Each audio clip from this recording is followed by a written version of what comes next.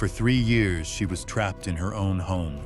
Then her German Shepherd uncovered what they buried. At 72, Evelyn Mercer lived at the end of a hallway in the farmhouse she once helped build. Her son said she needed protection. Her daughter-in-law said she needed supervision. But every night, her German Shepherd stood staring at the same spot in the house, as if he knew something no one else did. The morning Evelyn escaped with just $3 in her pocket, she thought she was leaving everything behind. She had no idea her dog was leading her toward the truth. Have you ever ignored a feeling that something wasn't right, only to discover later you were right all along? By the summer of 2023, Evelyn Mercer had become a ghost in her own home. The strange thing was that nobody in Bitterroot Valley seemed to notice. The farmhouse still stood exactly where it always had, tucked beneath the cottonwoods at the edge of a gravel road west of Hamilton, Montana. The white paint was weathered. The red barn leaned slightly toward the pasture. Wind still moved through the tall grass the same way it had for decades. From the road, everything looked normal. That was the problem. At 72 years old, Evelyn had not walked out her front door freely in nearly 3 years. Not because she was bedridden, not because she was confused, not because she needed constant care. The explanation was much quieter than that, and somehow much worse. The room at the end of the hall had become her world. Every morning she woke before sunrise. Old habits survived even when freedom didn't. She would open her eyes and stare at the water stain, spreading across one corner of the ceiling. Then she would listen. The house always spoke before people did. The hum of the refrigerator, the distant ticking of the kitchen clock, the furnace clicking on during cool mountain mornings, sometimes the cry of a hawk outside.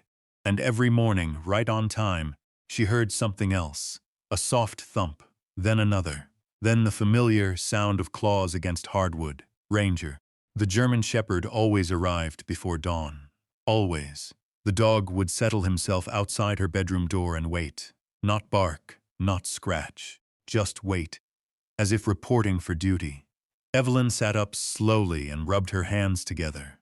Arthritis had made her fingers stiff during the night. "Morning, boy," she whispered.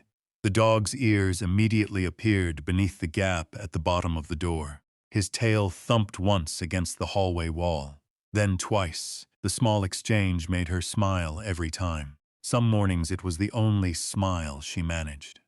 The bedroom had once belonged to guests. Years ago, it had been used by cousins visiting from Idaho, friends stopping through during hunting season, Warren's fishing buddies. Now it belonged to Evelyn.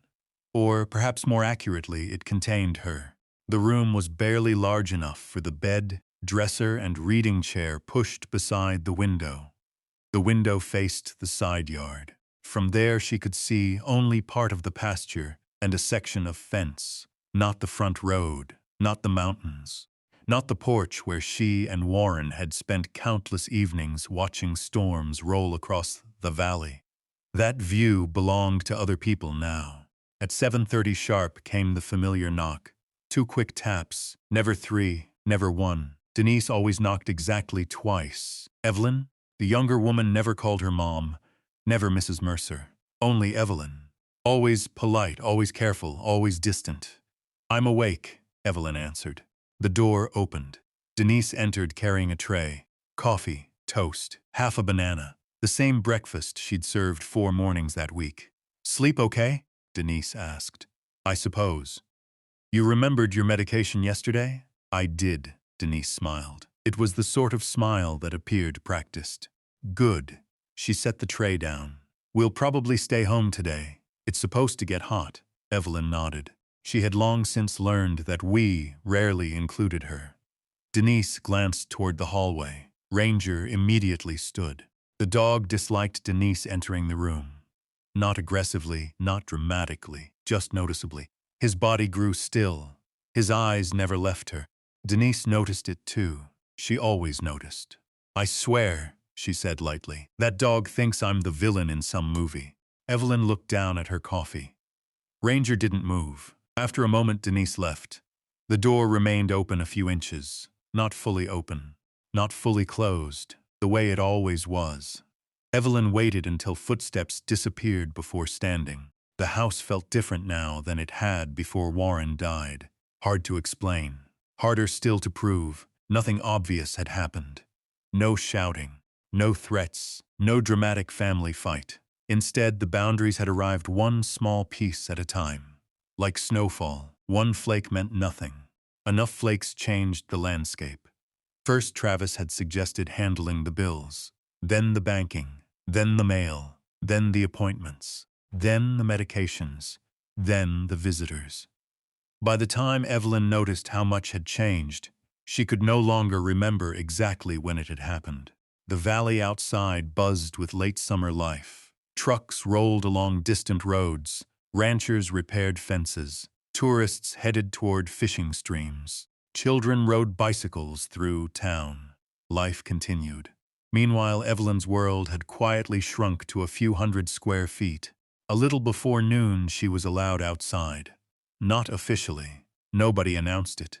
But there seemed to be invisible rules. Certain times were acceptable. Others weren't. She stepped onto the back porch and inhaled deeply. The scent hit her immediately. Pine, dry grass, sun-warmed earth, Montana. For a few moments she simply stood there, eyes closed, listening. Ranger emerged beside her and pressed his shoulder lightly against her leg. The German shepherd had grown older. His muzzle carried streaks of gray now. The black saddle across his back had begun to fade, but he remained powerful, alert, steady, the kind of dog people trusted instinctively. Evelyn rested a hand on his neck. "Just you and me, huh?" Ranger leaned closer. A truck door slammed somewhere near the barn. Immediately the dog lifted his head, his ears turned. Then he looked toward the house, toward the front hallway, toward the old staircase again. Evelyn noticed it because she'd been noticing it more often lately. The staircase sat near the center of the farmhouse. Solid pine, built by Warren years ago. Nothing remarkable about it.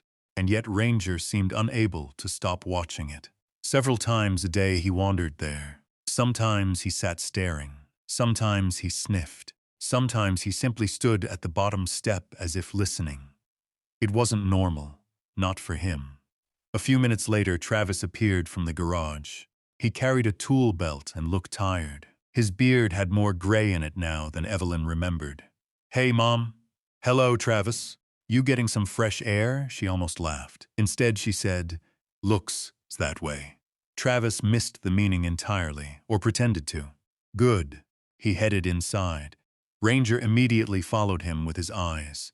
Then the dog returned his attention to the staircase. Again and again and again. That evening, Evelyn sat beside her bedroom window, watching sunset colors spread across the pasture. Orange, gold, purple, beautiful. She wondered when she'd last watched a sunset from the front porch. Months? Maybe longer. She honestly couldn't remember. The realization unsettled her. As darkness settled over the valley, headlights appeared briefly on the road. A neighbor passing by. Mrs. Jensen, probably.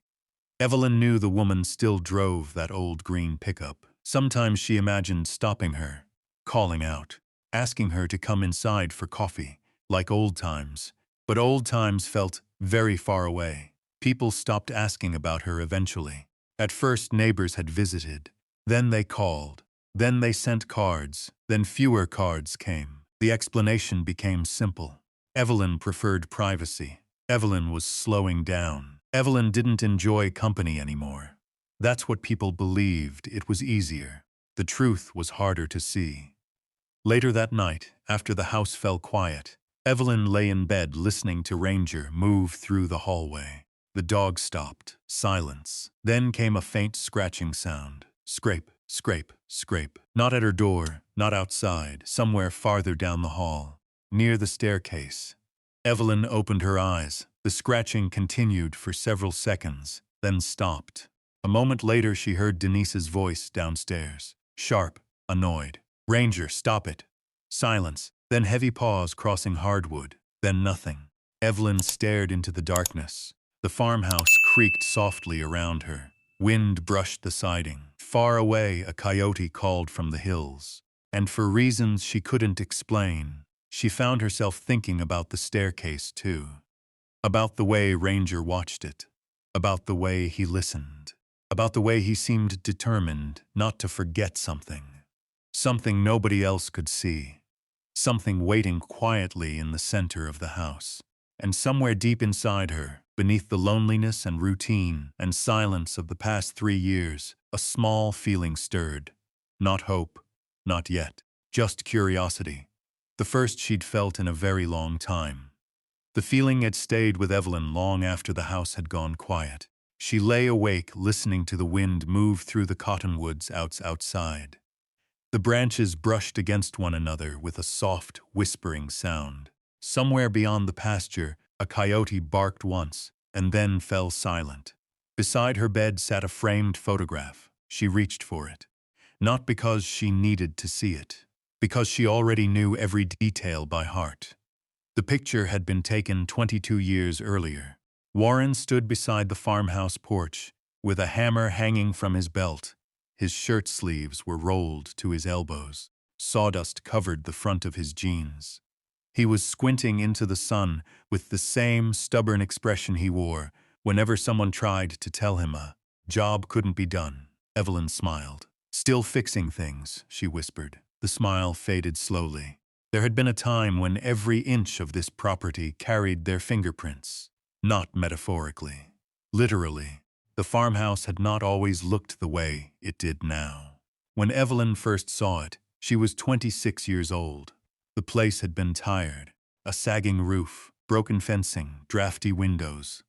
An old porch that groaned whenever someone stepped on it. Most people saw work. Warren saw possibility. That was one of the things she loved about him. He could look at something worn out and imagine what it could become. For nearly 40 years they built that life together. Board by board, season by season, the Bitterroot Valley became woven into everything they were. Spring meant swollen rivers and muddy boots. Summer meant long days in the workshop with the doors thrown open to mountain air. Autumn brought golden cottonwoods and hunting stories traded over coffee. Winter covered the property in silence and snow. And through all of it stood the business, Mercer Custom Woodworks. It started inside a small shed, just Warren, a few tools, and orders from local ranchers, fence gates, kitchen tables, bookshelves, repair jobs, whatever paid enough to keep the lights on. Years later, the workshop expanded, then expanded again. By the time Evelyn reached her 60s, people drove from neighboring counties to place orders. Not because Mercer Woodworks was the biggest shop, because it was trusted. That mattered more. Trust had built everything. Trust and work.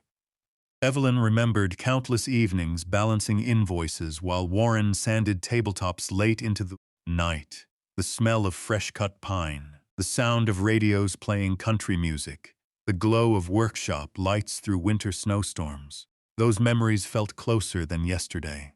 Stronger, too.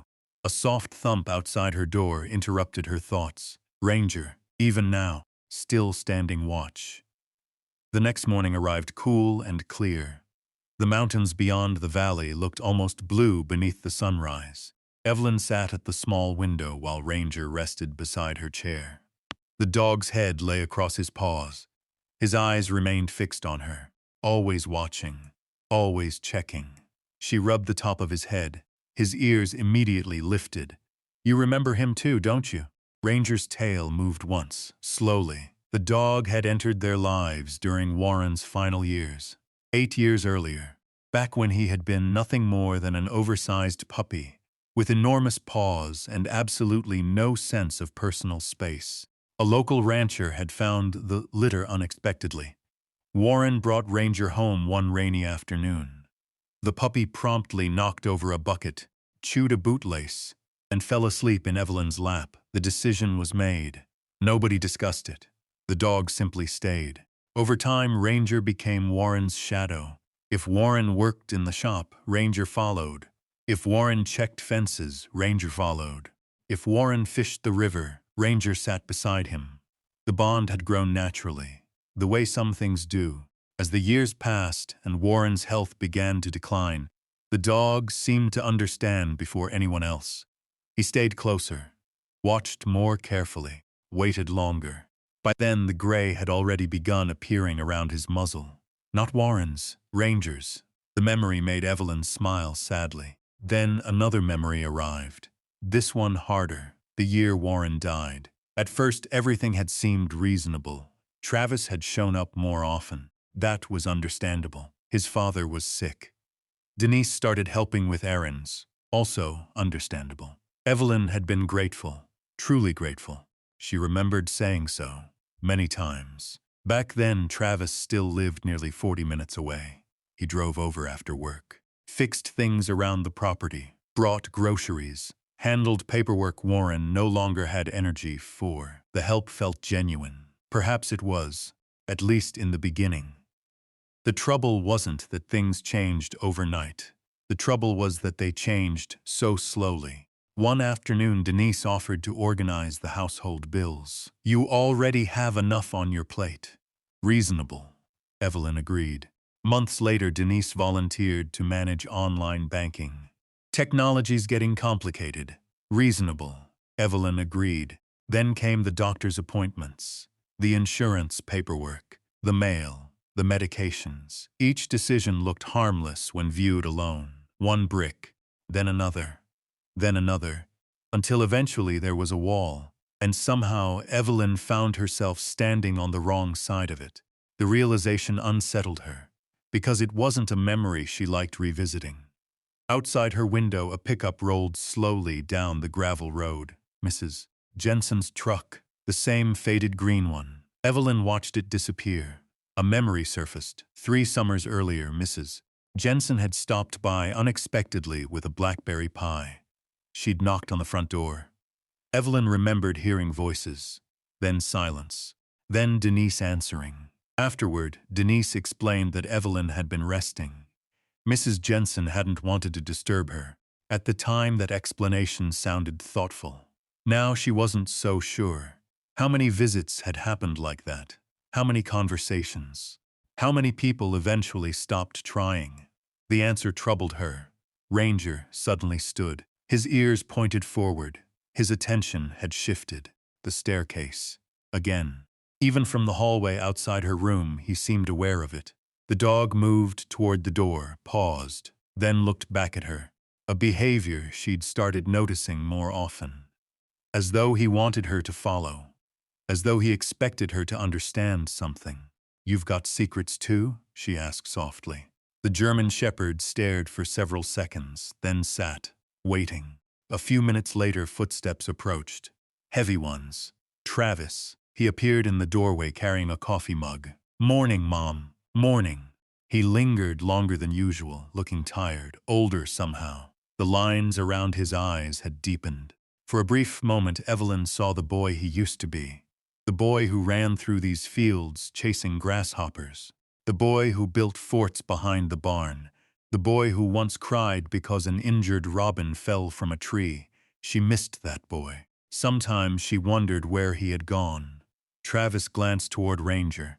"He's still following you everywhere. Someone has to." The words escaped before she could stop them. An awkward silence followed. Travis looked down at his coffee, then out the window, then back toward the hallway. The moment passed. "Well," he said quietly, "let me know if you need anything." Need. The word lingered after he left, because lately everyone seemed to assume they knew exactly what she needed. And somehow nobody asked what she wanted. That evening, the valley filled with the scent of approaching rain. Dark clouds gathered beyond the mountains. Thunder rolled somewhere far away. Evelyn sat beside the window while Ranger rested nearby. The farmhouse looked beautiful in stormlight, beautiful and distant, as if it belonged to someone else. The porch, the workshop, the fields, the orchard Warren had planted. She knew every inch of it, had helped build most of it. Yet lately she often felt like a visitor, a quiet guest nobody expected to stay. Downstairs a floorboard creaked, then another. Ranger lifted his head instantly. His body became alert. listening, watching. The old staircase again. Whatever held the dog's attention wasn't fading. If anything, it seemed to be growing stronger. And as thunder echoed across the valley, Evelyn found herself thinking about the past, about trust, about the life she and Warren built, about how something solid could slowly become unfamiliar. The farmhouse stood exactly where it always had. But somewhere along the way, home had slipped beyond her reach, and she still didn't know how.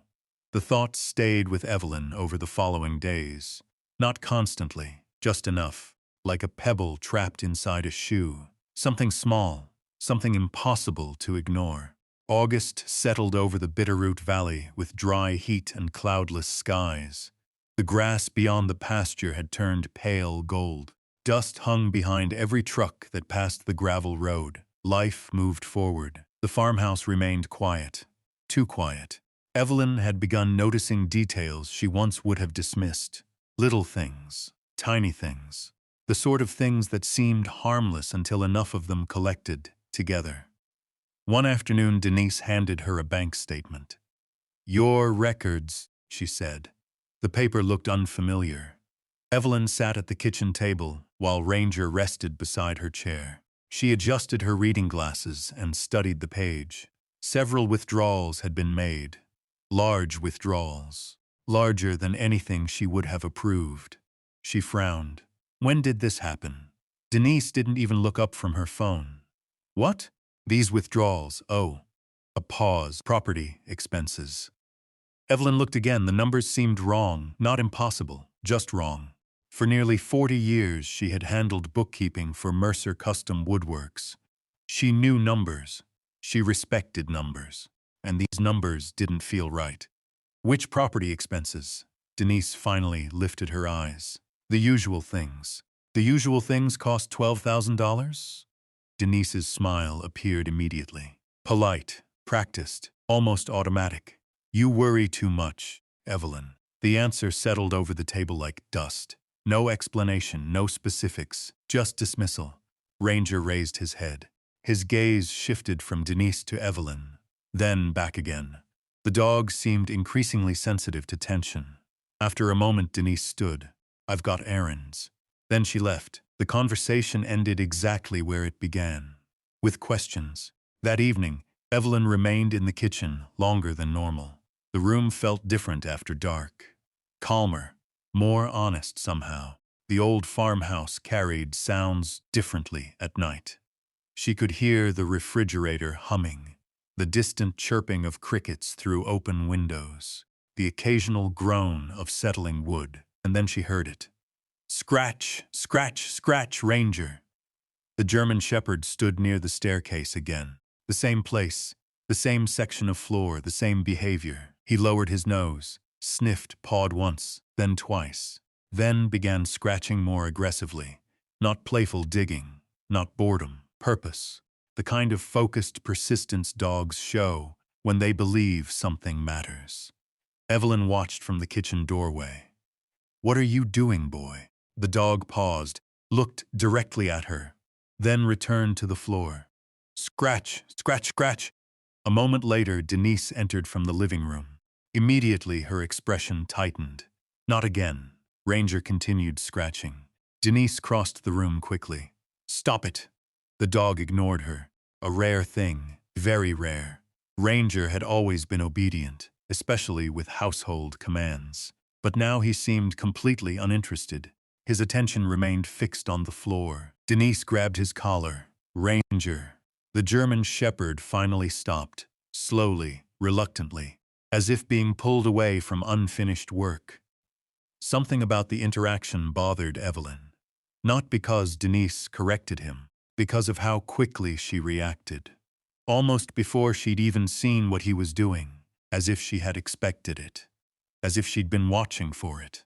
The thought stayed with Evelyn long after she returned to her room. 2 days later, another strange thing happened.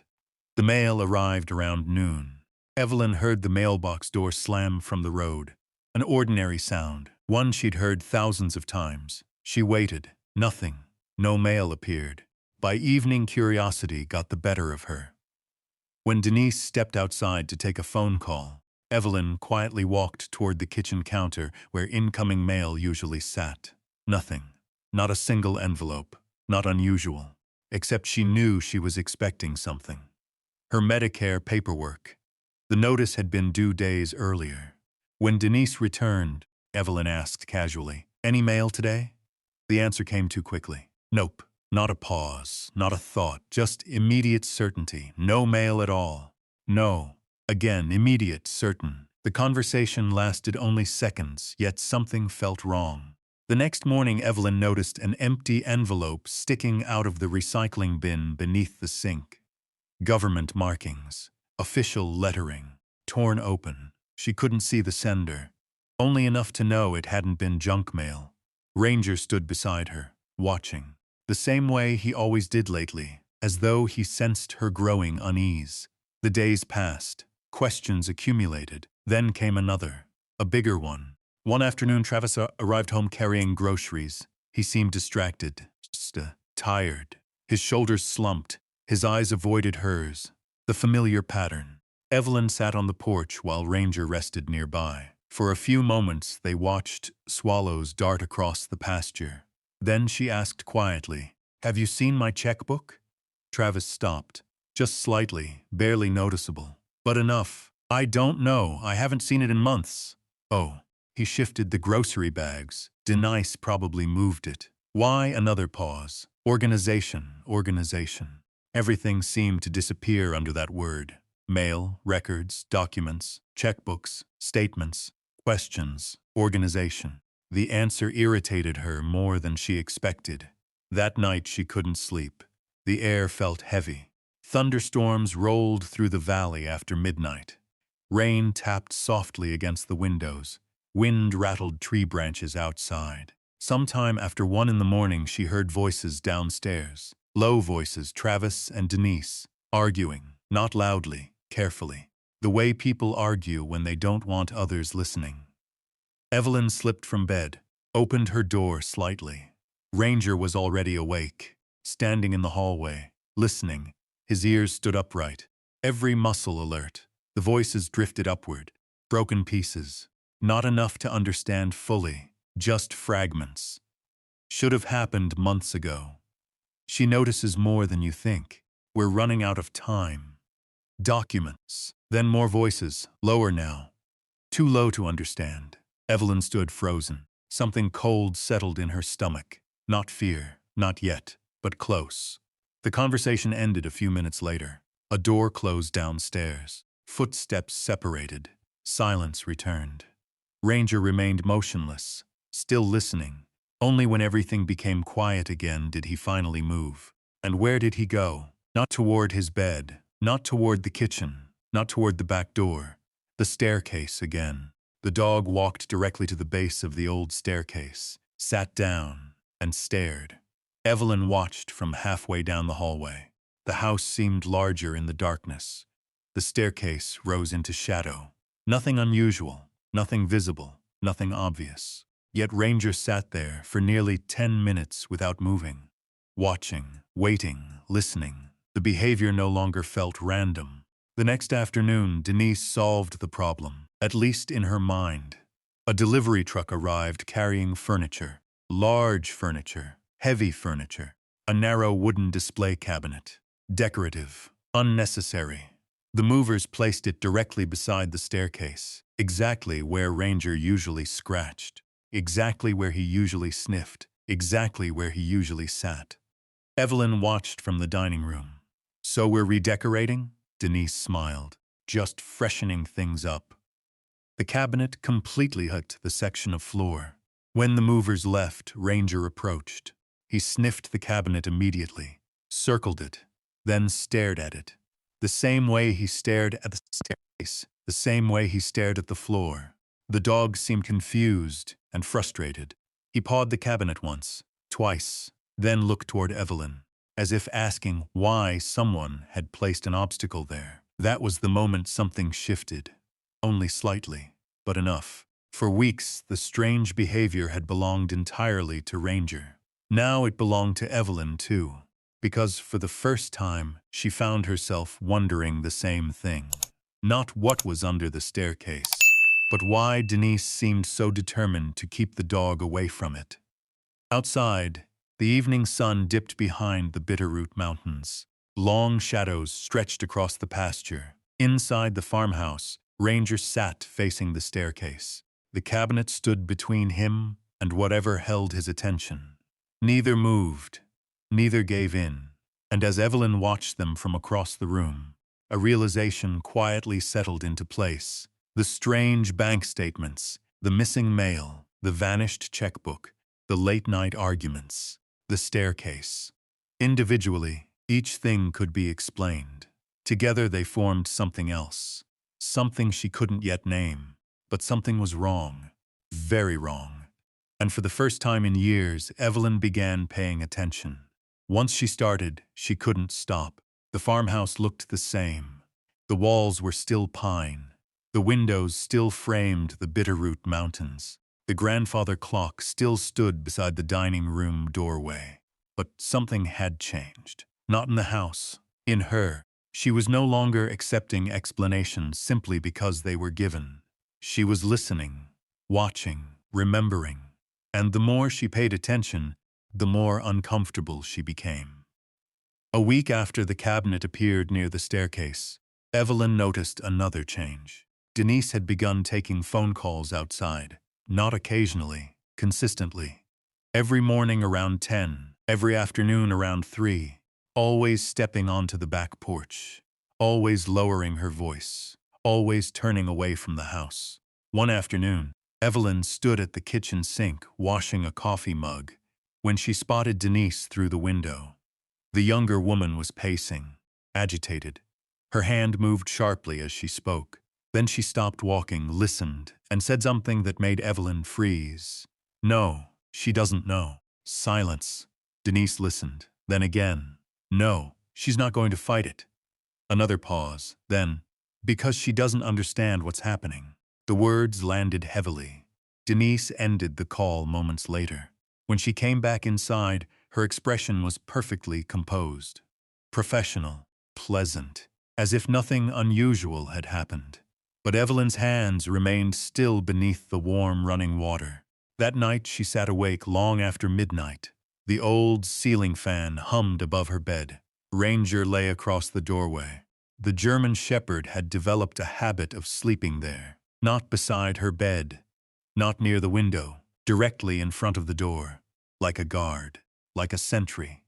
The behavior should have comforted her. Instead, it worried her. Dogs reacted to things people missed, and Ranger had been reacting for months, maybe longer. The next morning brought rain, a steady gray Montana rain. Clouds swallowed the mountains. Water dripped from the barn roof. The smell of wet earth drifted through the open screen door. Evelyn sat quietly in the living room while Denise ran errands in town. For once the house was nearly empty. Just Evelyn and Travis.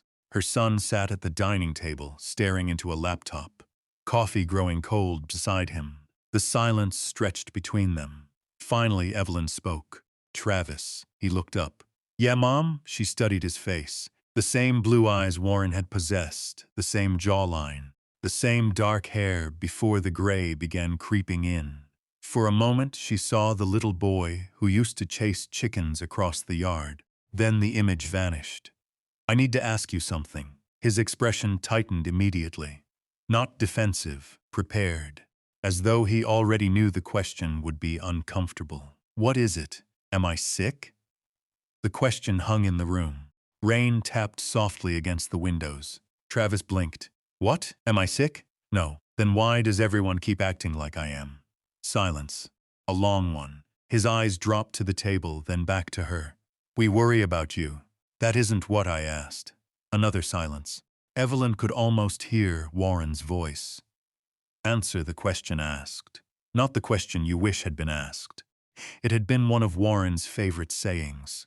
Travis finally looked away. "I think Denise handles most of that stuff." Most of that stuff. The answer frustrated her. Not because it was false, because it was weak. "You live here too?" He nodded. "I know, then tell me." Again, nothing. Just that familiar discomfort. The avoidance, the retreat. Ranger lifted his head from the floor and stared at Travis. The dog didn't blink, didn't move, just watched. Eventually, Travis stood. "I've got work to finish." Then he walked away, leaving Evelyn alone with questions once more. Later that evening, something happened that changed everything. Not because she learned the truth, because she finally understood how much danger she might be in. The storm returned after sunset. Heavy rain hammered the roof. Wind rattled the old windows. The farmhouse creaked under the weather. Around 9 o'clock, Evelyn left her room to get a glass of water. The hallway was dark. Only a small lamp glowed near the staircase. As she approached the kitchen, voices drifted from the study. Low, urgent. The door wasn't fully closed. Just enough to conceal the speakers. Not enough to block the sound. Evelyn stopped. Ranger stopped beside her. Inside the room, Travis and Denise were arguing. Not loudly, but intensely. The kind of argument people have after repeating the same conversation many times. "We can't keep waiting." That was Denise. Then Travis. "What do you want me to do?" "Get her to sign." "I told you she won't." Then the evaluation happens. Silence. Then Denise again. "We're running out of time." Evelyn felt her stomach tighten. Evaluation. The word sounded wrong. Dangerous somehow. Inside the room, papers rustled. A chair scraped against the floor. Then Travis spoke again. "What if the doctor doesn't agree?" "He will." "How do you know?" A pause. Too long. Then, "Because everything's already arranged." The room went silent. So did Evelyn. Everything's already arranged. The words settled like ice. She didn't understand exactly what they meant, but she understood enough. Inside the study, Denise continued. "Once guardianship is approved, none of this becomes a problem anymore." Guardianship. The word struck harder than anything else. Evelyn had heard it before. Years earlier, a neighbor whose husband developed dementia. Court hearings, control of finances, control of medical decisions, control of property, control of life. Her breathing became shallow. Not because she believed she needed a guardian. Because nobody had ever discussed it with her. Nobody had even mentioned it. The decision had apparently been moving forward without her knowledge, without her consent, without her participation. A sharp sound pulled her attention back. Ranger. The German shepherd had stepped forward, not aggressively, protectively, his body positioned slightly in front of her. Between Evelyn and the study door, the hair along his shoulders had risen, just slightly, enough to notice, enough to understand. Inside the room, Denise continued talking. "After the evaluation, the paperwork gets easier. We should tell her." That was Travis. His voice sounded uncertain, almost frightened. "Tell her what?" Denise snapped. "The truth. The truth won't help." The silence that followed seemed endless. Finally, Denise spoke again. Calmer now, colder. "The sooner this is finished, the better for everyone." Evelyn stepped backward, slowly, quietly. She couldn't listen anymore, not because she had heard everything, because she had heard enough. She returned to her room, closed the door, sat on the edge of the bed.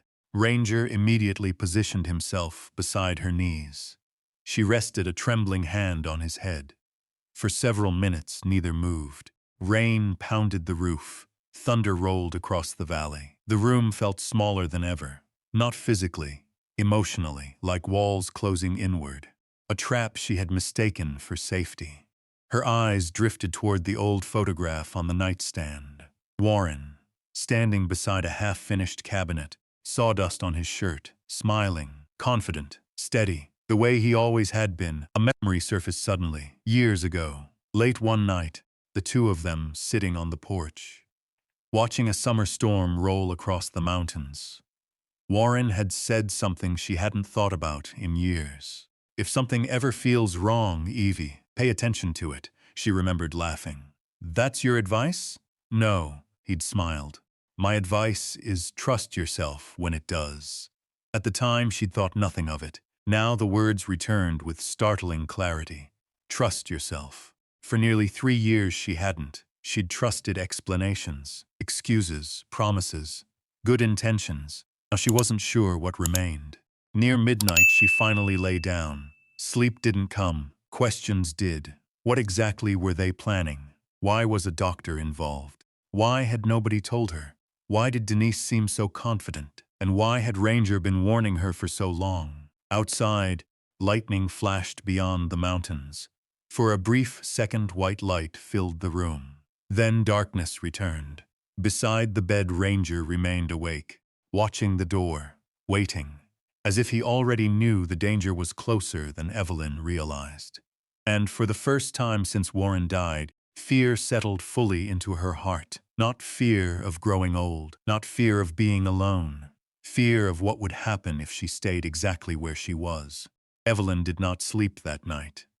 The storm eventually moved east across the valley, leaving behind silence and dripping eaves. The darkness inside her room felt different now. Not empty, pressurized, as though something invisible had finally revealed itself. Beside the bed, Ranger remained awake. Every now and then he lifted his head toward the hallway, listening, waiting. The old clock downstairs struck 1, then 2, then 3. Evelyn sat upright against the headboard with Warren's photograph in her lap. The image was worn at the corners. She had looked at it so often over the years that the paper had begun to soften. His smile remained unchanged, steady, certain. For the first time in a long while, she imagined what Warren would say if he were sitting beside her. Not what she wished he would say, what he actually would. The answer came immediately. He would tell her to stop waiting. The realization arrived with surprising clarity. The evaluation, the guardianship, the missing mail, the hidden financial records, the unexplained withdrawals, the conversations that stopped when she entered rooms. The staircase, the cabinet, Ranger's warnings. None of it felt accidental anymore. And if she waited for answers, she suspected the answers would arrive too late. At 4:30 in the morning, Evelyn turned on the bedside lamp. A soft amber glow filled the room. Ranger immediately stood. The German shepherd seemed to understand something was different. She opened the bottom drawer of her nightstand. The contents were sparse. A comb, reading glasses, a handkerchief, an old envelope. She removed the envelope and opened it. Inside was the money she had quietly managed to keep hidden. Not much. A few worn bills, loose coins. Money that Denise apparently never discovered. Evelyn spread everything across the bedspread. $1, $2, $3, then 17 cents. $3.17. That was all. 3 years in a house she helped build. $3.17 to her name. She stared at the money for a long time, not angry, not crying, simply absorbing the reality of it. Then she laughed once, a short, disbelieving laugh, the kind people make when life becomes too strange for any other response. "Well," she whispered, "that's something." Ranger tilted his head. The movement made her smile. Next came the photograph. Warren's picture slipped carefully into her sweater pocket. Then she opened the back corner of her closet. Behind a stack of folded blankets sat an old metal coffee tin. Dust covered the lid. Her fingers trembled slightly as she opened it. Inside lay a small brass key, a cabin key. The sight of it stopped her breathing for a moment. Sealy Lake, the fishing cabin. Warren's cabin, not entirely forgotten, but nearly. They had bought the little property decades earlier. A simple place tucked into the mountains, nothing fancy, just cedar walls. A wood stove, a dock, a patch of shoreline. Life became busy. The woodworking business expanded. Years passed. Visits became less frequent. Then Warren became sick. After that, almost never. Yet somehow Evelyn had kept the key. Hidden, protected, waiting. Maybe because some part of her had always known. The first pale hint of dawn appeared beyond the window. Time was running out. If she was going to leave, it had to be now. Before Denise woke.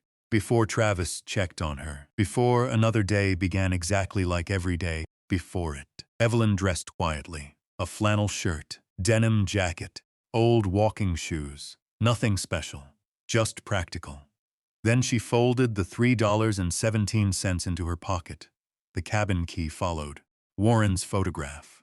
A small bottle of water. That was all she carried. Everything else remained behind. Nearly 72 years of possessions. Furniture, keepsakes, family heirlooms. The life she built, left behind in a single room. The simplicity of it felt heartbreaking. Ranger watched every movement. His tail remained perfectly still. Focused. Alert. Ready at 5:20. Evelyn placed her hand on the doorknob. For a moment she hesitated. The hallway beyond sat quiet and dark. The familiar fear tried one last time to stop her. Where would she go? What if the cabin was falling apart? What if she couldn't make it? What if she was making a mistake? Then another thought arrived. What if she stayed?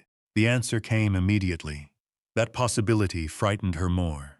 She opened the door. The hallway creaked softly beneath her weight. Ranger moved beside her without a sound. Together they walked toward the mudroom. The house seemed larger before sunrise. Long shadows stretched through the rooms. Furniture appeared unfamiliar. The staircase loomed from the darkness, and as they passed it, Ranger stopped, completely. The dog turned toward the cabinet Denise had placed there. His ears stood upright. His gaze locked onto the hidden section of floor. Even now he couldn't let it go. Evelyn followed his stare. A strange feeling washed through her. Questions. Unanswered questions. Something hidden. Something important. Something Ranger desperately wanted her to see. But not today. Today was about survival. She touched the dog's shoulder. "Come on, boy." Reluctantly, Ranger obeyed. They continued toward the mudroom. The old door opened with a soft click. Cold mountain air rushed inside. The scent of wet earth and rain-soaked pine filled her lungs. For 3 years she had rarely stepped beyond the yard. Now the entire valley stretched before her, free, silent, waiting. Tears suddenly filled her eyes. Not dramatic tears, not sobbing. Just a quiet overflow she couldn't stop.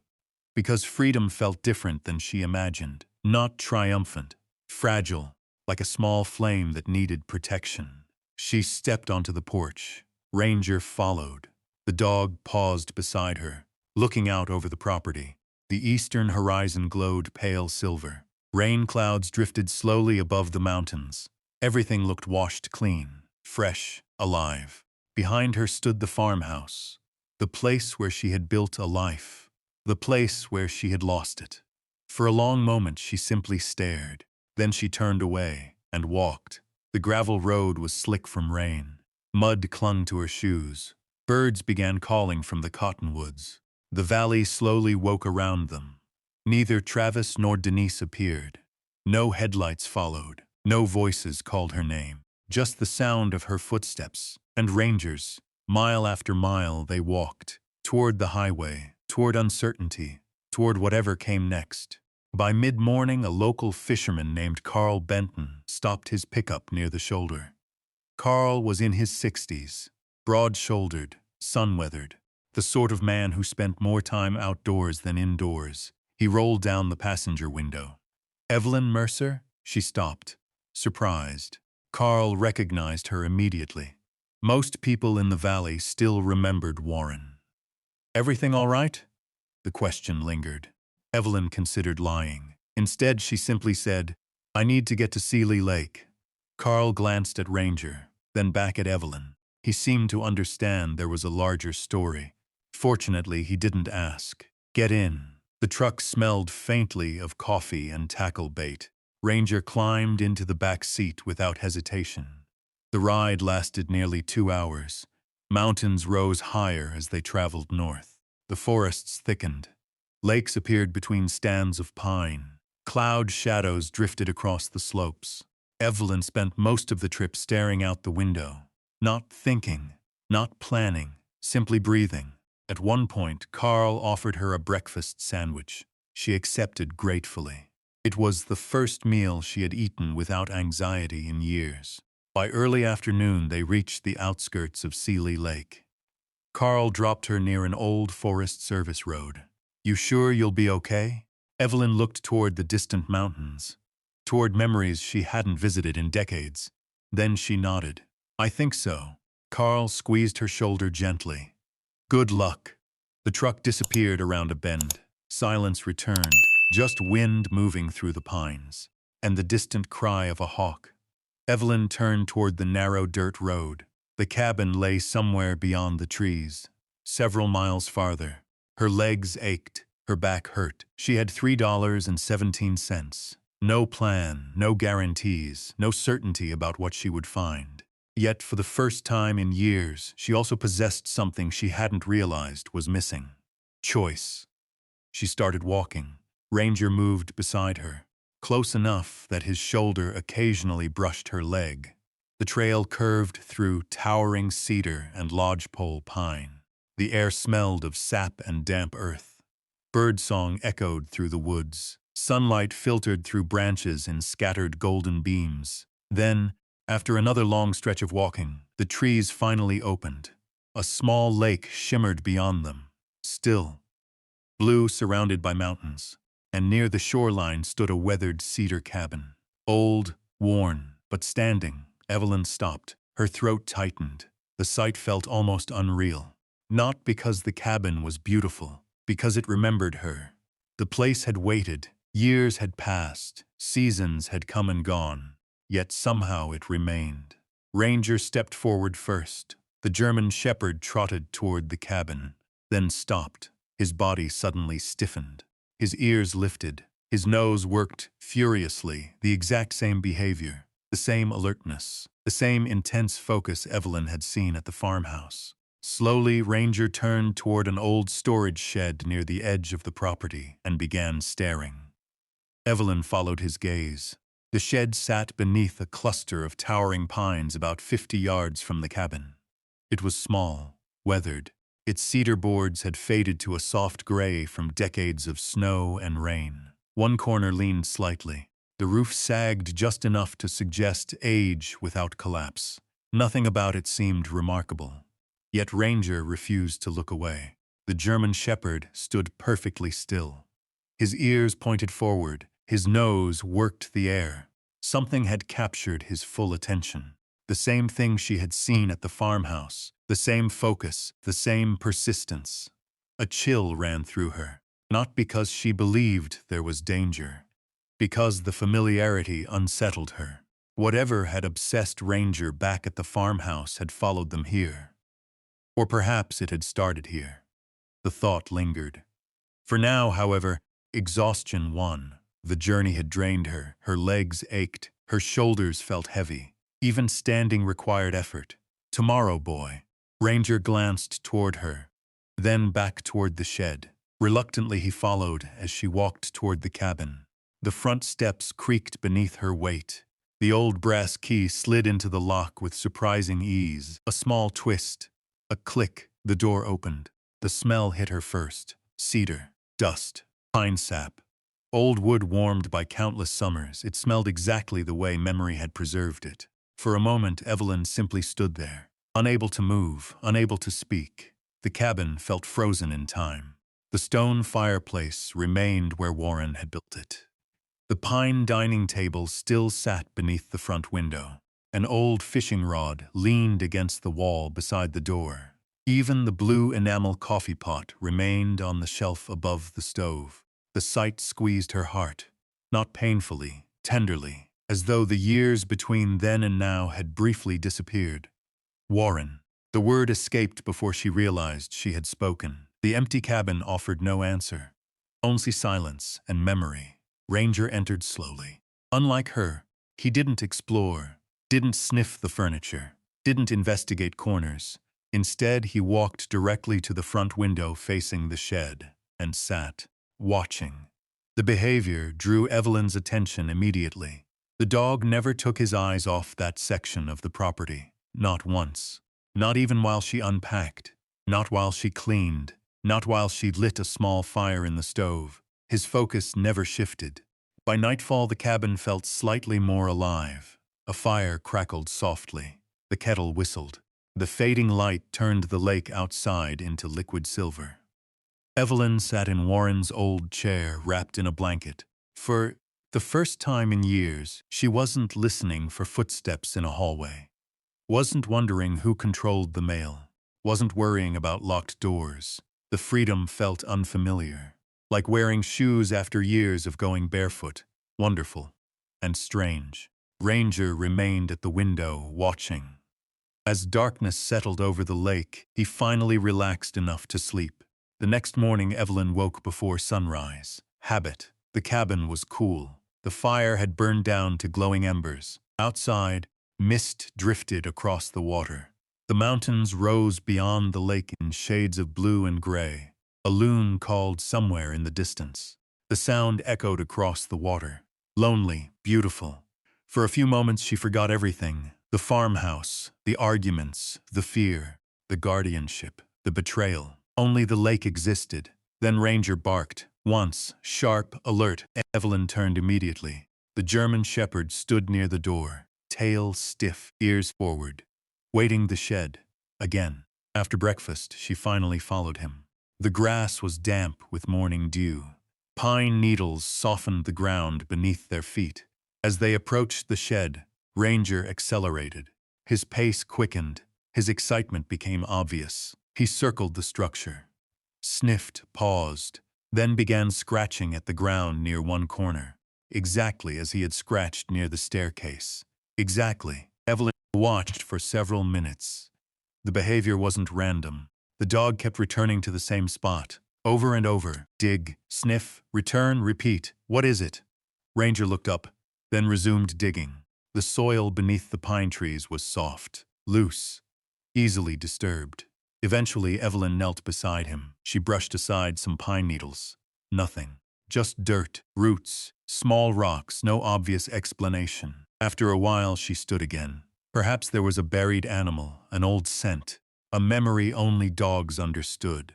The logical explanations seemed reasonable, yet they failed to convince her. Over the next several days, a routine emerged. Each morning, Evelyn worked on the cabin, sweeping, cleaning, repairing.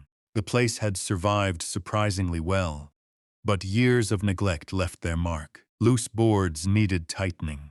The dock required attention. Several shutters hung crooked. Simple work, honest work, the kind she once loved, the kind Warren had loved. For the first time in years, her hands felt useful. And every afternoon, Ranger returned to the shed. Always the same corner. Always the same determination. The obsession grew stronger, not weaker. One evening, Evelyn sat on the dock, watching sunset paint the lake gold. The mountains glowed orange in the fading light. Ranger lay beside her, at least for a few minutes. Then suddenly he stood, walked toward the shore, and headed directly for the shed again. The dog couldn't let it go. Neither could she. The next morning, she borrowed a shovel. The nearest neighbor lived nearly a mile away. An older fisherman named Howard Fletcher, 78, widowed, friendly. The sort of man who measured time by fishing seasons. Howard remembered Warren immediately. They spent nearly an hour drinking coffee on his porch, talking about old days, talking about the lake, talking about people who were gone. The conversation soothed something inside Evelyn. Normal conversation, simple conversation. She hadn't realized how much she missed it. As she prepared to leave, Howard noticed Ranger waiting beside the truck. Good dog, he is. Looks like he's got something on his mind. Evelyn smiled. You have no idea. That afternoon, she returned to the shed, carrying the shovel. Ranger practically vibrated with excitement.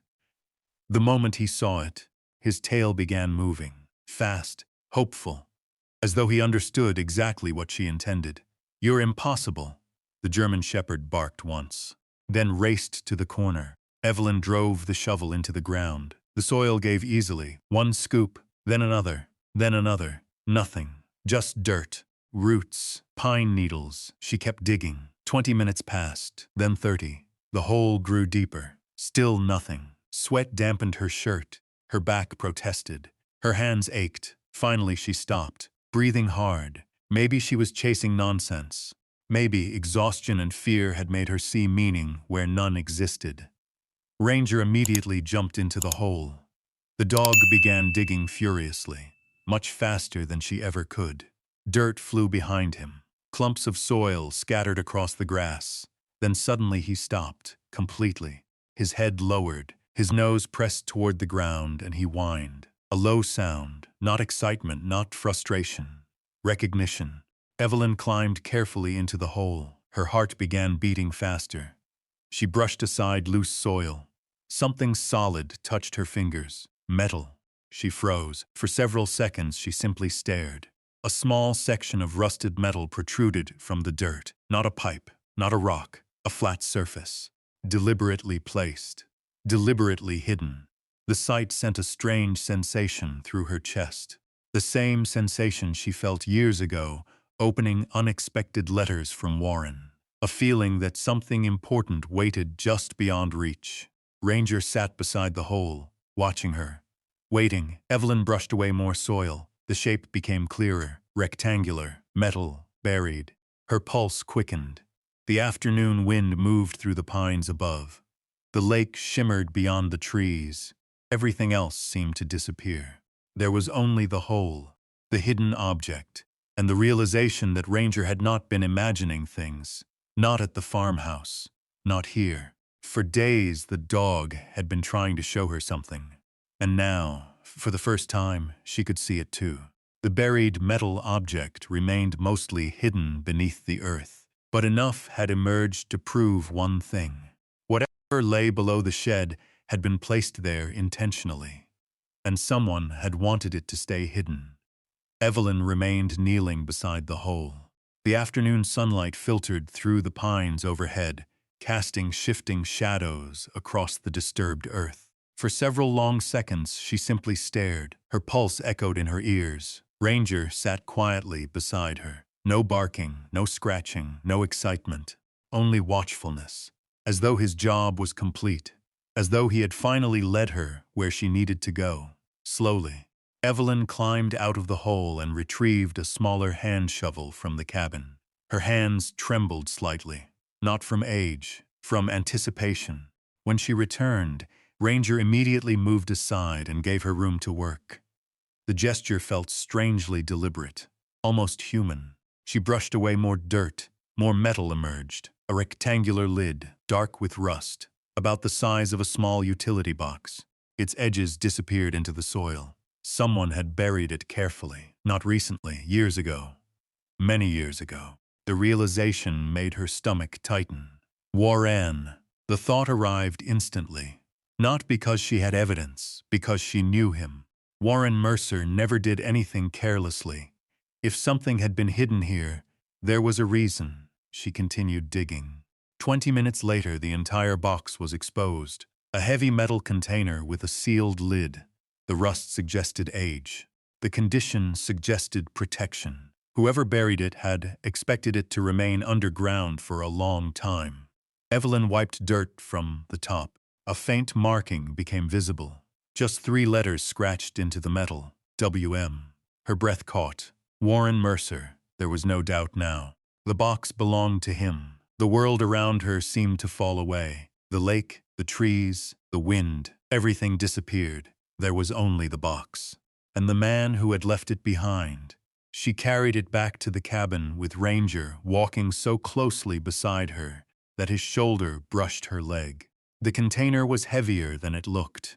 Not impossibly heavy, but substantial. The weight of paper, the weight of records, the weight of something important. Inside the cabin, she set it on the dining table. The same table where she and Warren had eaten countless meals. The same table where they had planned fishing trips, balanced budgets, played cards on rainy evenings. The familiarity made the moment even more surreal. The lid resisted at first. Years underground had sealed it tightly. Finally, after several attempts, it gave with a sharp, metallic crack. The sound startled Ranger. The German shepherd lifted his head immediately, then settled again. Waiting, Evelyn opened the container and froze. Inside were stacks of neatly organized folders, plastic sleeves, photographs, several spiral notebooks, audio cassettes sealed inside protective bags, flash drives, envelopes, everything arranged with extraordinary care. exactly the way Warren organized things. The sight alone sent tears to her eyes, not because she understood what it meant, because she recognized him. Even now, even here, years after his death, the evidence of who he was remained unmistakable. Methodical, patient, prepared. On top of everything rested a plain envelope. Her name appeared on the front, written in Warren's handwriting. Evelyn, nothing else, just Evelyn. Her hands shook as she opened it. Inside was a single sheet of paper. The letter was short, very short. Warren had never been a man of long speeches. Evelyn, if you're reading this, then Ranger finally did his job. I always thought he'd be the one to find this. Trust what you find here. Don't ignore it. Don't explain it away. If you're reading this, it means you need the truth. Everything else is in the box. I love you. Always, Warren. Evelyn read the letter twice. Then a third time, her vision blurred. Ranger finally stood and walked over. The dog placed his head gently against her arm. The familiar weight grounded her, kept her present, kept her moving. She wiped her eyes, then opened the first folder. What she found made her stop breathing. Property records, business records, copies of deeds, financial statements, handwritten notes. The documents spanned years, not months. Years. Each folder contained detailed observations, dates, transactions, conversations, concerns, patterns. At first, the information felt overwhelming. Too much, too disconnected. Then slowly a picture began forming. Warren had been investigating something. Quietly, carefully, methodically. The first notebook provided context.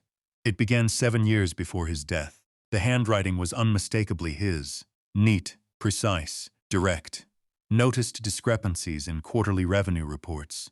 That was the first entry. Several pages later, assets not matching inventory records. Then, need more information before making accusations. Page after page revealed the same pattern. Questions, observations, evidence gathering. No conclusions, no anger. Just facts, pure facts. The way Warren approached everything. Evelyn sat down slowly. The afternoon sun moved across the cabin floor.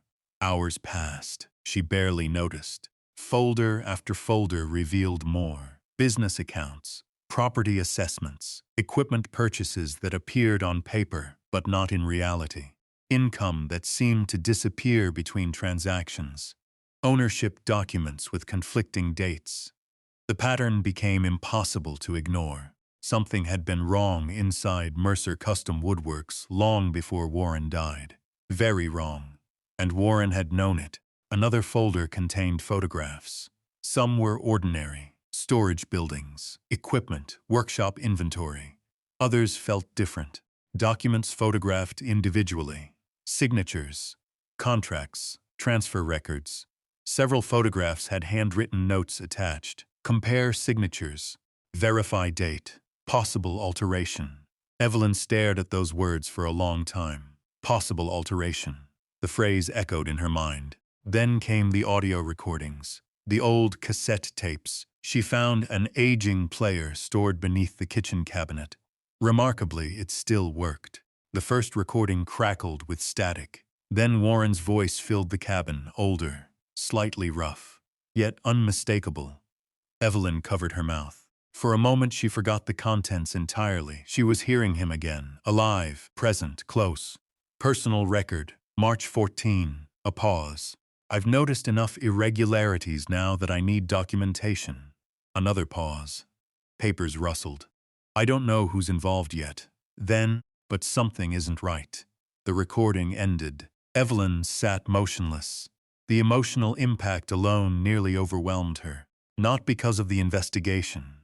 Because of his voice, the familiar cadence, the pauses, the way he pronounced certain words. It felt impossible, as though time itself had cracked open. Ranger rested beside her chair, silent, steady, patient. The next recording was more revealing. Then another, and another. The deeper she went, the more alarming the picture became. Warren had spent years documenting concerns, not suspicions, evidence, actual evidence. Yet he never seemed completely certain who was responsible. Not initially. The later recordings changed that. In the final year before his death, names began appearing. Not accusations, observations, concerns, repeated patterns, conversations, behavior, things that troubled him. The last notebook was the most difficult to read, not because the information was complex, because Warren's worry became visible. Page after page revealed a man trying desperately to verify facts before drawing conclusions, trying to be fair, trying to be certain, trying not to believe what the evidence suggested. One final entry near the end stopped Evelyn cold. She read it 3 times, then a 4th. If something happens to me before this is finished, everything stays buried at the cabin. Ranger knows the shed better than anyone. He watches when I work. Smart dog. Smarter than most people. A faint laugh escaped her. Unexpected. Tearful. Disbelieving. She looked toward Ranger. The German shepherd lifted his head. His tail thumped once against the floor, as if he understood. Outside, evening shadows stretched across the lake. The pines darkened. The water turned silver. The cabin grew quiet. Yet inside Evelyn felt anything but calm. The contents of the box had changed everything. Not because she fully understood it yet. She didn't. Not even close. The evidence was too extensive, too detailed, too complicated. But one truth had become impossible to deny. Warren had spent years protecting something, preparing something, documenting something, and he had hidden it where only one creature seemed capable of finding it. Ranger. The German shepherd lay beside the table now, peaceful, content, his work finally completed. Evelyn looked across the mountain lake toward the fading light. The fear that had driven her from the farmhouse remained, but now another emotion stood beside it. Shock, deep, profound, life-changing shock. Because somewhere inside the folders, recordings, photographs, and journals lay the answer to a question she hadn't even known how to ask. Why had Warren hidden all of this? And who had he been trying to protect her from? The questions followed Evelyn through a sleepless night. Rain tapped softly against the cabin windows. Wind moved through the pine trees outside. Somewhere across the lake, a loon called into the darkness. The lonely sound lingered. Ranger lay stretched across the floor beside her bed. For the first time in years, Evelyn wasn't afraid of being alone. She was afraid of what she might discover next. Just after sunrise, she returned to the dining table. The box remained exactly where she'd left it. Stacks of folders, photographs, journals, evidence collected over years, a lifetime of careful observations. She poured herself coffee, opened another notebook, and kept reading. The deeper she went, the clearer Warren's concerns became. He had not been documenting random accounting mistakes. The pattern was far too consistent, too deliberate, too organized. Money had disappeared. Property ownership records had changed. Equipment purchases had been recorded, but never delivered. Business revenue had failed to match completed projects. Someone had been moving pieces quietly, patiently, over a long period of time, and hiding it behind paperwork. By mid-morning, Evelyn realized she needed help. The evidence was too extensive for one person to analyze alone, especially someone who had spent the last 3 years isolated from the world. She stared across the lake, then reached for the old contact book Warren had kept in the cabin. Most of the names were outdated. Some people had moved, others had passed away. But one name remained familiar. Caleb Hart, retired sheriff, friend of Warren's for nearly 40 years. Evelyn hesitated before making the call. It had been years since they'd spoken, long enough that she wasn't certain he would remember her voice. The line rang twice, 3 times. Then a deep voice answered. "Evelyn?" The surprise in his voice was immediate. "Goddamn it, Evelyn Mercer. Where have you been?" Tears nearly filled her eyes. Such a simple question. Yet nobody had asked it in years. Not honestly, not directly, not like that. 2 hours later, Caleb's pickup truck rolled into the cabin driveway. The retired sheriff climbed out slowly. 70 years old now, broad shoulders, gray beard, weathered face, still carrying himself like a lawman. When he saw Evelyn standing on the porch, something shifted in his expression. Concern. Real concern. "You look thinner," he said quietly. Evelyn smiled faintly. "You look older," Caleb laughed. "That makes two of us." Ranger approached cautiously. The German shepherd studied him for several seconds before accepting a scratch behind the ears. "Still a good judge of character," Caleb said. The words lingered, because Ranger had judged something else, too. Something hidden. Inside the cabin, Caleb spent hours reviewing the material. The further he read, the less he spoke. By afternoon, the room had grown silent. Only the turning of pages interrupted the stillness. Finally, Caleb removed his reading glasses. "This isn't small." Evelyn swallowed. "No. This isn't a misunderstanding either." "No." Caleb leaned back. "The amount of documentation here?" He shook his head. Warren was building a case. The statement settled heavily between them, because both of them knew what that meant. Warren hadn't been chasing rumors. He had been collecting evidence, real evidence, carefully, methodically, for years. The next call went to Naomi Bishop, a local attorney from Missoula, younger than Caleb, sharp-minded, respected, and someone Warren had trusted.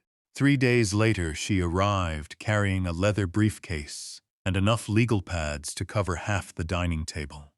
The review process became systematic, organized, painstaking.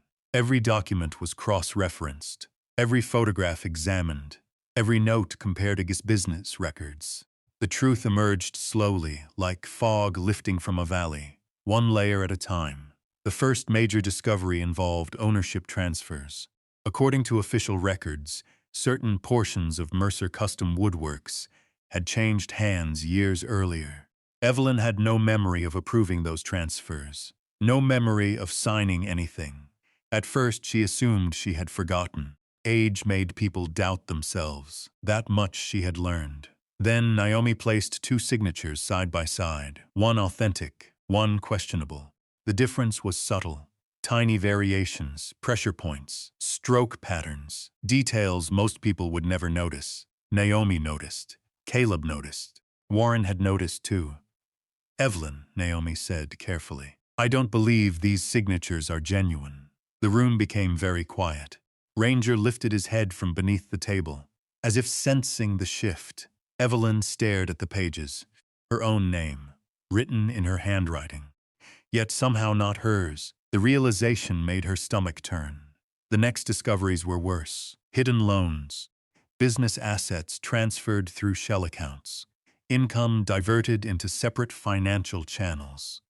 Property records altered over time. Not enough to attract attention immediately, just enough to slowly change ownership and control.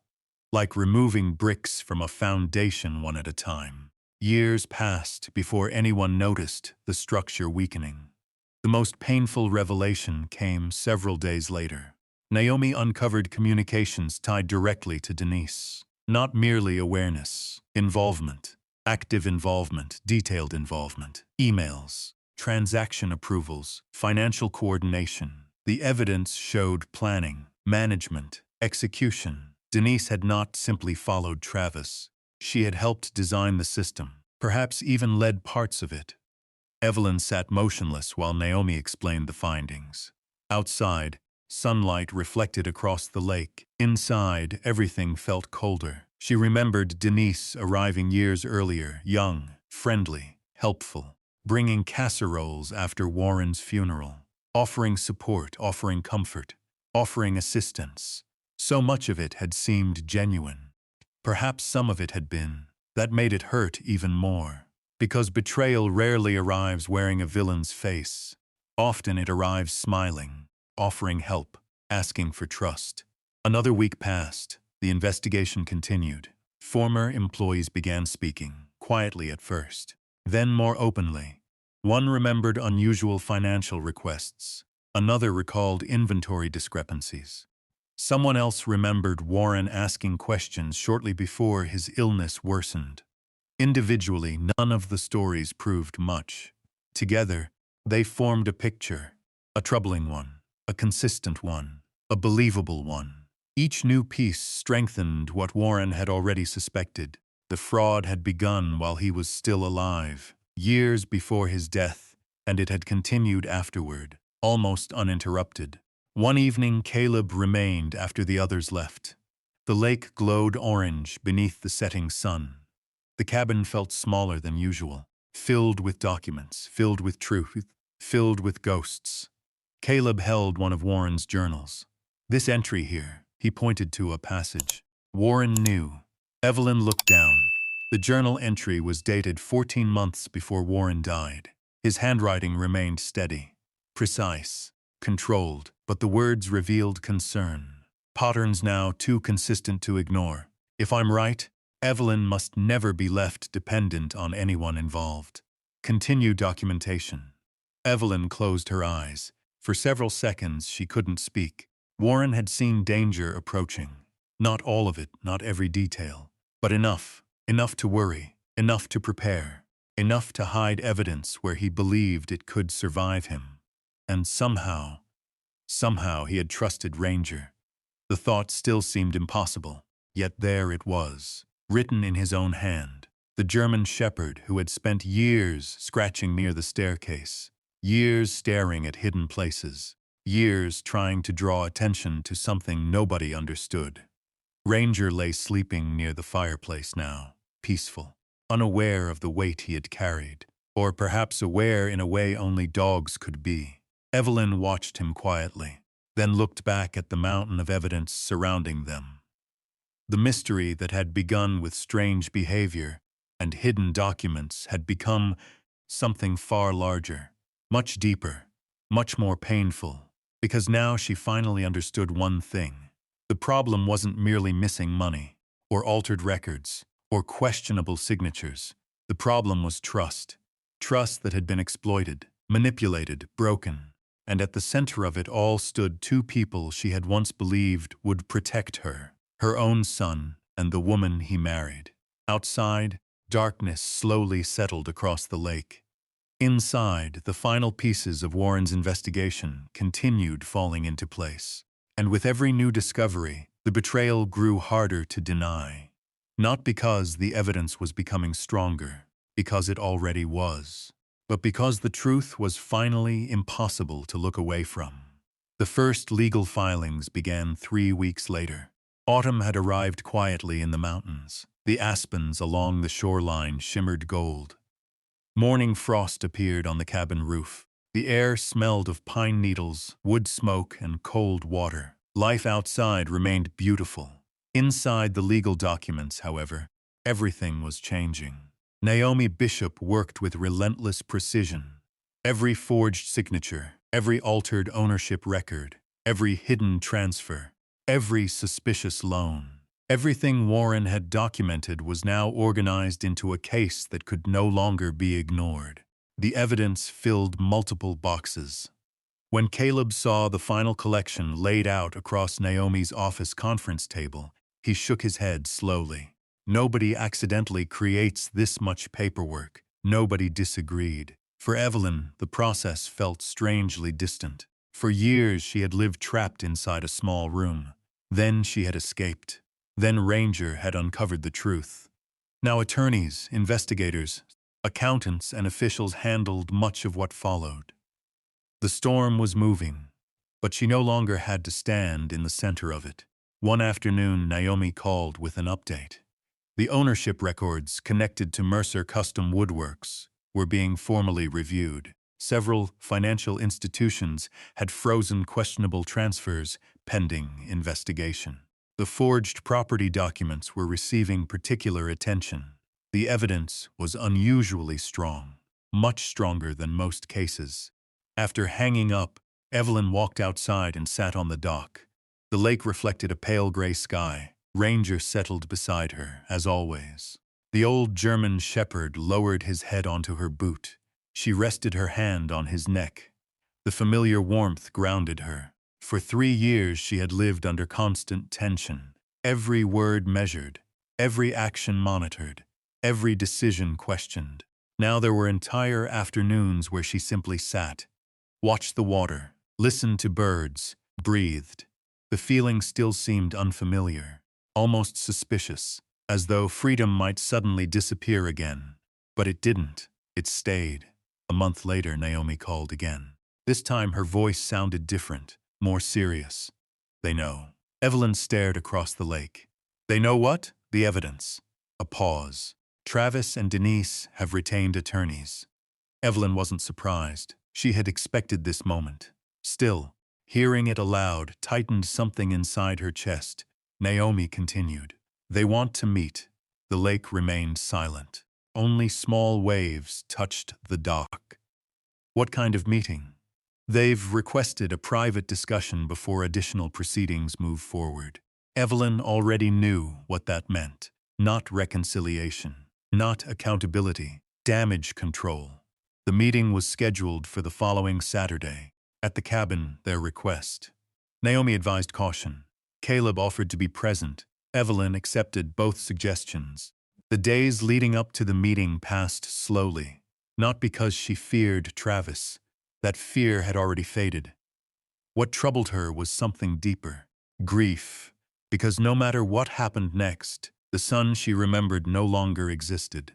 The little boy running through the workshop carrying sawdust on his shoes. The teenager fishing with Warren at sunrise. The young man proudly accepting his first paycheck. Those memories remained, but they belonged to another version of Travis, a version she could no longer reach. Saturday arrived cold and bright. Sunlight reflected off the lake like polished steel. The mountains stood sharp against the blue sky. Ranger sensed something unusual from the moment Evelyn woke. He followed her everywhere, never more than a few feet away, watching. Waiting by noon, Caleb's truck arrived, then Naomi's SUV. The small cabin suddenly felt full, not crowded, protected. At 1:30, a black sedan appeared at the end of the gravel road.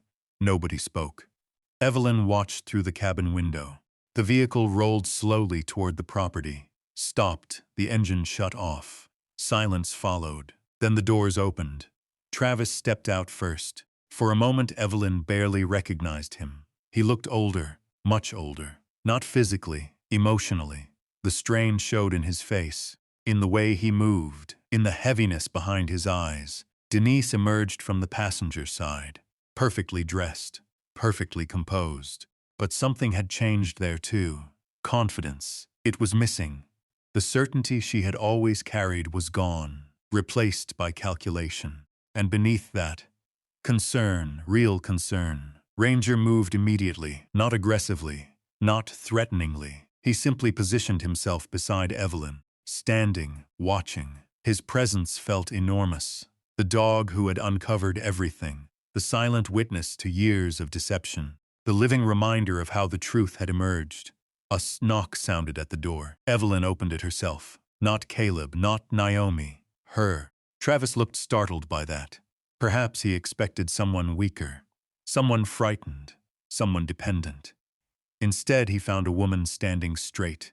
Calm, steady, free mom. The words sounded fragile. "Hello, Travises." Denise offered a cautious smile. Evelyn. No hug followed, no dramatic reunion. Just reality. "Come inside," Evelyn said. The cabin felt warm compared to the cold mountain air. A fire crackled softly in the stone fireplace. Coffee waited on the table. The atmosphere felt almost ordinary, which somehow made everything more uncomfortable. Everyone sat, except Ranger. He remained beside Evelyn's chair, alert, quiet. The first few minutes passed awkwardly. Small talk, weather, travel, pointless words. Eventually, Travis exhaled heavily. "We need to talk." Evelyn nodded. "Then talk." He looked down, then back up. "We made mistakes." The phrase hung in the room. Mistakes, not lies. Not fraud, not betrayal, mistakes. Naomi said nothing. But Evelyn noticed her writing something down. Denise leaned forward. "Evelyn, things became complicated after Warren passed." Evelyn listened. Nothing more. "We were trying to manage everything." Still, she said nothing. The business, the property, the finances. Travis nodded beside her, as if rehearsed, as if practiced. As if these explanations had already been repeated many times elsewhere. Finally, Evelyn spoke. Did you ever plan to tell me? Silence. The question landed harder than either of them expected. Travis looked away first. Denise followed. No answer came, because there wasn't one. Evelyn continued quietly. I spent 3 years in a bedroom. Nobody moved. I had $3 when I left. The room became painfully still. I wasn't asking for luxury. Her voice never rose, never shook. I wasn't asking for control. She looked directly at her son. I was asking to be treated like a human being. Travis closed his eyes briefly. The reaction was immediate, genuine. For the first time since arriving, his composure cracked. Mom. The word broke apart halfway through. He looked smaller suddenly, not physically, morally, like a man finally forced to see himself clearly. Denise remained silent. Her confidence had completely disappeared, because evidence changes conversations. Facts leave little room for performance. Evelyn folded her hands. What happened next belongs to the courts. Neither argued. Neither objected. The evidence had already destroyed those options. The documents, the recordings, the signatures, the financial records. There was no hiding place left.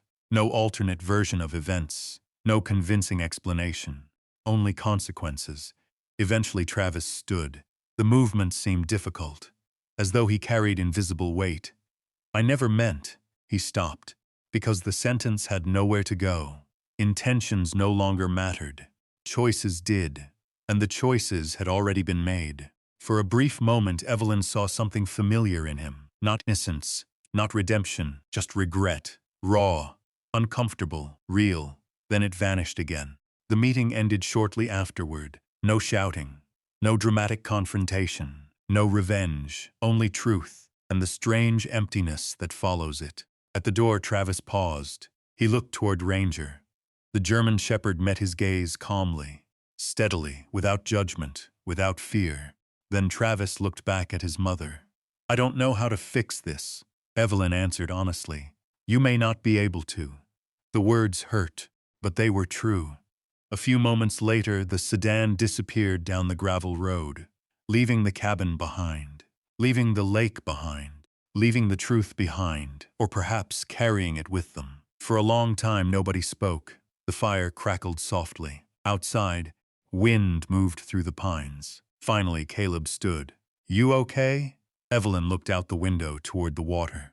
The surface shimmered beneath the afternoon sun. Peaceful, unchanging, steady. She felt tired, very tired, but not broken, not trapped, not powerless. No, she said softly. Then after a moment she smiled. But I think I'm finally getting there. Ranger nudged her hand. She scratched behind his ears. The old German shepherd leaned gently against her leg, as if reminding her of something important. The hardest part was over. Not because the legal process had ended. It hadn't. Not yet. The hardest part was over because she no longer belonged to the people who had tried to control her. For the first time in years, Evelyn Mercer belonged entirely to herself, and there would be no going back. Winter arrived early in the mountains that year. Snow gathered along the shoreline in soft white drifts. The lake darkened beneath low gray skies. Smoke curled from the cabin chimney each morning. Inside, life settled into a rhythm Evelyn had once believed she would never experience again. Peace. Not perfect peace. Not the kind found in fairy tales. The quieter kind. The kind that arrives after surviving something difficult. The legal process continued through the winter and into spring. Naomi handled most of it. Caleb remained involved whenever needed. The evidence Warren had preserved, and Ranger had uncovered, proved impossible to dismiss. Property ownership was restored. Fraudulent transfers were reversed. Financial records were corrected. Lost assets were documented. The business accounts underwent complete review. The process took months, but eventually the decisions became final. The truth was recognized officially, permanently. One afternoon in late April, Naomi arrived carrying a thick folder. The mountains were beginning to turn green again. Ice had disappeared from the lake. Birdsong drifted through the open cabin windows. Evelyn sat at the kitchen table while Naomi reviewed the final documents. When everything was finished, Naomi closed the folder. "That's it." Evelyn blinked. "That's it?" Naomi smiled. "That's it." For a moment, neither woman spoke. Years of manipulation, years of isolation, years of lies, reduced to a few words, "That's it." Ranger lifted his head from beside the fireplace. The old German shepherd had more gray around his muzzle now. His movements were slower, but his eyes remained sharp. Always watching, always understanding more than anyone expected. Evelyn reached down and scratched behind his ears. "We did it, old boy."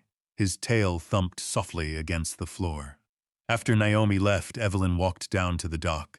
The lake shimmered beneath afternoon sunlight. The air smelled of wet pine and fresh earth. For a long time, she simply stood there. No paperwork, no investigations, no court dates, no fear, just water, wind, and quiet. The farmhouse in Bitterroot Valley still belonged to her, legally, rightfully. But something inside her had changed. When people asked whether she planned to move back, the answer always came easily. No. Not with bitterness, not with anger, simply certainty. That chapter had ended. The place still held memories, wonderful ones. The smell of Warren's workshop, summer evenings on the porch, family dinners, Christmas mornings. But it also held shadows now, and Evelyn no longer felt obligated to live among them. Instead, she stayed near the lake, near the cabin, near the place where everything had begun again. The idea developed slowly, like most worthwhile things. It started with visitors, friends of Caleb, people Naomi knew, former veterans from the local area, travelers passing through the mountains.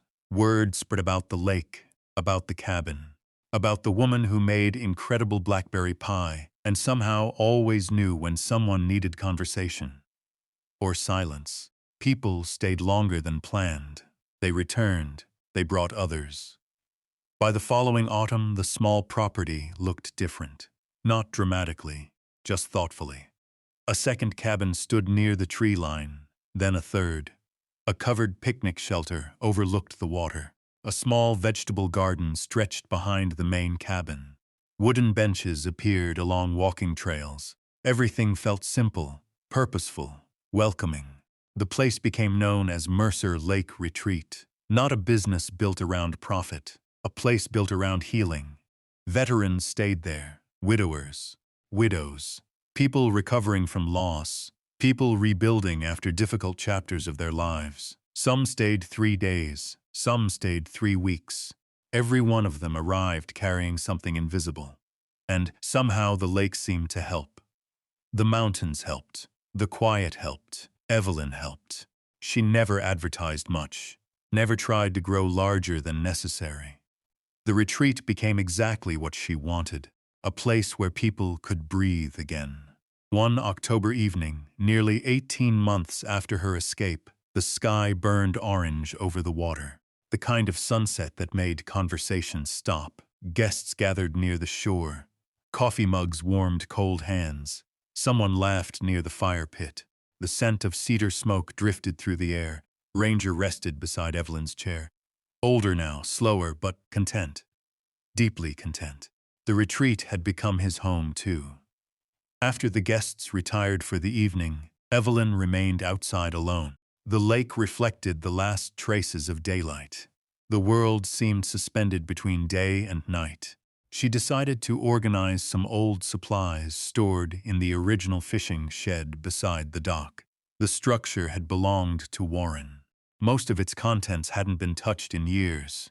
Fishing rods, life jackets, toolboxes, tackle trays, memories. She moved carefully through the shelves. Dust floated through shafts of fading sunlight. The familiar scent of cedar and lake water surrounded her. Then she noticed something. An old metal tackle box tucked behind a stack of equipment.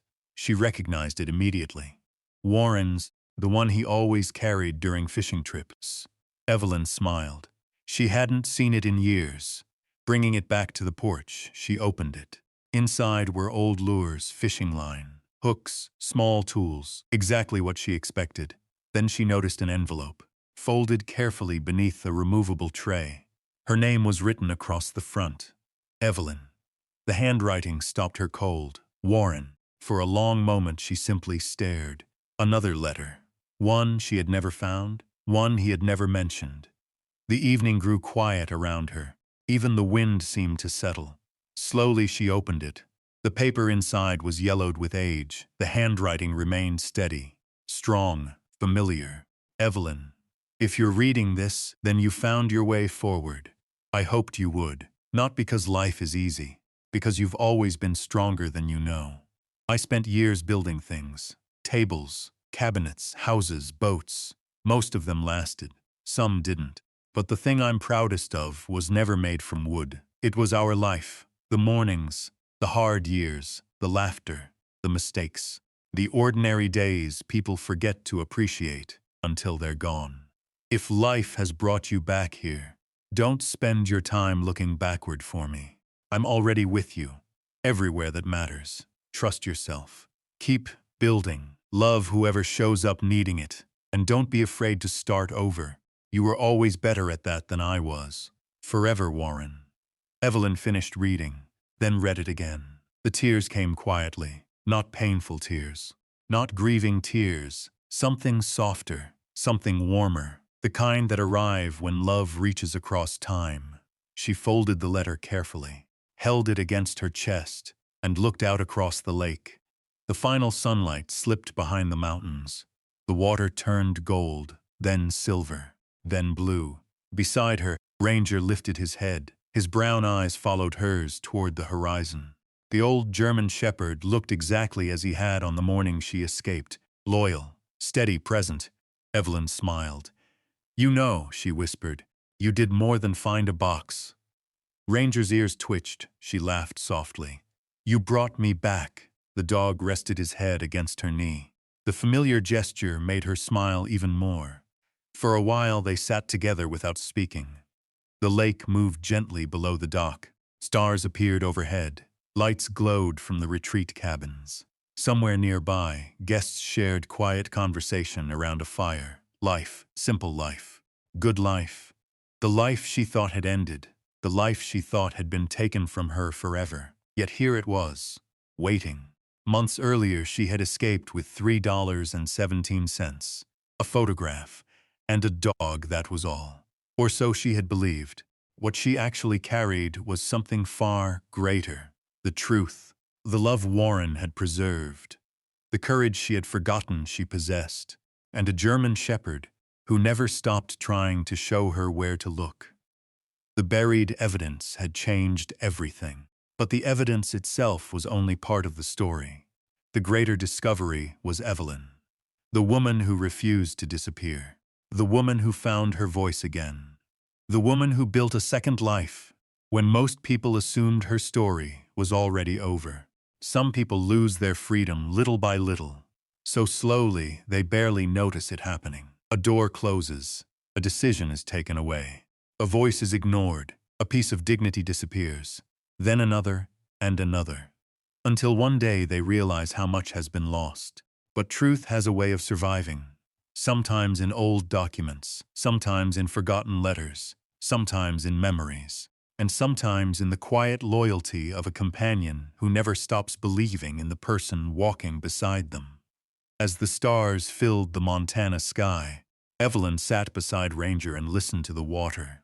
The past remained behind her. The future stretched ahead, and for the first time in many years, both felt exactly where they belonged. The future stretched ahead, and for the first time in many years, both felt exactly where they belonged. Evelyn sat there a little longer, her hand resting on Ranger's graying head, listening to the lake move against the dock. What stayed with her wasn't the court victory. It wasn't the property. It wasn't even the hidden box beneath the shed. It was something much smaller and much harder to forget. For 3 years, people had explained her life to her, told her what she needed, told her what was best, told her what was true. And little by little, she had started doubting her own eyes, her own memory, her own voice. But Ranger never did. While everyone else looked past her, The old German shepherd kept returning to the same place, the staircase, the shed, the buried truth. He couldn't read a document. He couldn't understand a bank statement. He couldn't explain a forgery. But he knew something was wrong, and unlike the people around her, he never stopped trying to show her. Maybe that's why the discovery changed Evelyn so deeply, because buried beneath the evidence was proof of something she thought she had lost. Not wearing just her own. As the star reflected across the dark water, she realized the dog had uncovered more than a secret. He had uncovered a part of her that still knew when something wasn't right, the part that refused to despair, the part that finally led her home. And sitting there beside the companion who never gave up on her, Evelyn found herself wondering something she wished she asked years earlier. When the people around us keep telling us to ignore what we feel, do we still have the courage to follow the one voice or one loyal fan that quiet keeps pointing us toward the truth?